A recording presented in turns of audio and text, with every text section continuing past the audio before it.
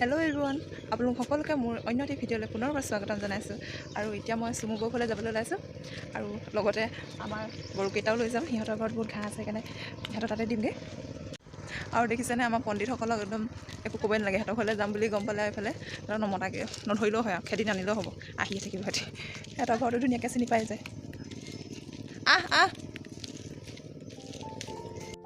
আৰু এইফালে দেখিছেনে আমাৰ বেতনী পথাৰখন বৰ ধুনীয়া হৈ পৰিলে, গোটেইখন চাৰিওফালে ৰুব পৰা হ'ল। আজি 2 বছৰৰ মূৰত খেতি হৈছে, ধুনীয়াকৈ পানীও হৈছে। আৰু আমি আহি পাই গ'লোহি চুমুবুৰ ঘৰ। আজি তেওঁলোকৰ ঘৰলৈ অহা বিশেষ কাৰণটো হৈছে ভণ্টি এজনী আছে, চুমুবুৰ ভাগিন হয়, তাইৰ ভাগৰ বাৰ্থডে, সেইকাৰণে মাতিছে মই সোনকালে। আৰু মই সোনকালে আহিছোঁ কিবা দুটা কৰি দিব পাৰোঁ বুলি। ঠিক আছে, তেনেহ'লে ভিডিঅ'টো আগলৈ চাই যাব বুলি আশা ৰাখিলোঁ।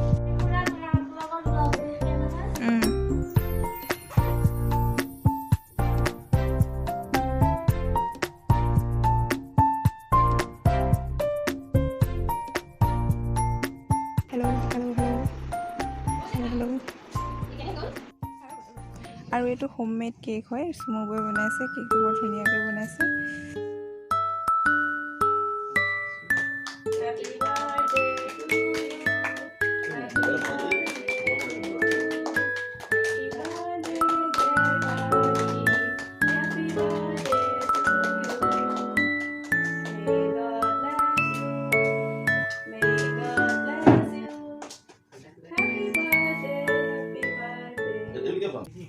আৰু এইটোহে কি আনিলে আৰু নুফুটাও হ'ল, গোটেইখনে যুঁজি ফুৰিছে কেনেকৈ ফুটাওঁ কি কথা।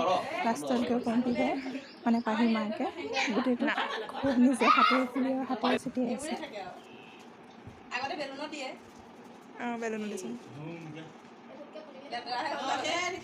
আৰু এইফালে আমাৰ গীতাবোৰে আহি প্ৰসাদ দিলে। পাহি জন্মদিনৰ উপলক্ষে শৰাই আগবঢ়োৱা হৈছিলে। যিমান কেক কাটোঁ বা কিবা কৰোঁ, কিন্তু আমাৰ অসমীয়া মানুহৰ মাহ প্ৰসাদকেইটাই মেইন হয়। আৰু লগত পায়স আৰু কেক আছিলে। চুমুবৰ গাটো বৰ ভাল নহয়, সেইবাবে তেওঁক দেখুওৱা হোৱা নাই।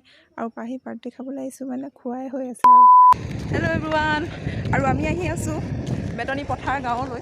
মানে আমাৰখনো বেতনী পথাৰে হয়, আমি কিন্তু আগফালে আহি আছোঁ, অকণমান আগলৈ আহি আছোঁ। আৰু আমাৰ ইয়াত আজি আমাৰ সৰুপথাৰ সমষ্টিৰ বিধায়ক বিশ্বজিৎ ফুকন ছাৰ আহিব ইয়াত।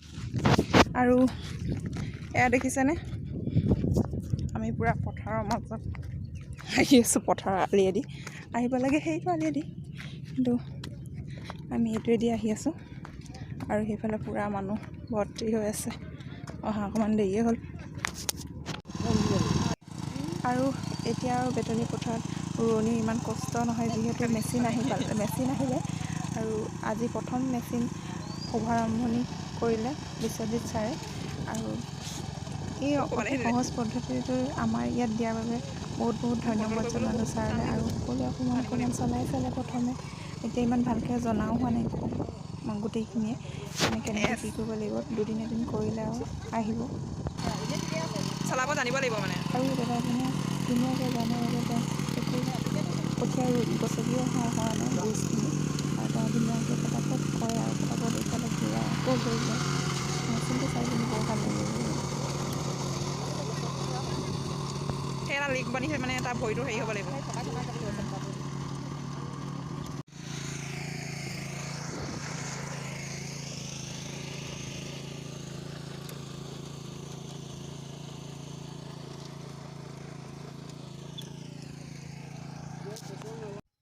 আৰু এতিয়া আমি মেচিন চাই পথাৰৰ পৰা ঘৰমুৱা হ'লোঁ, সন্ধিয়া হ'বলৈ হ'ল।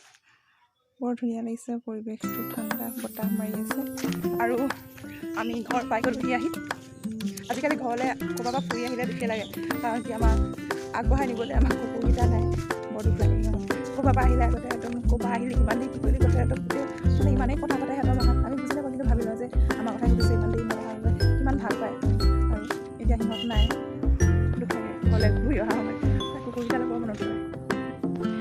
আৰু আজিলৈ ভিডিঅ'টো ইমানতে সামৰিছোঁ, এটি নতুন ভিডিঅ' লগ পোৱাৰ প্ৰতিশ্ৰুতি। ধন্যবাদ।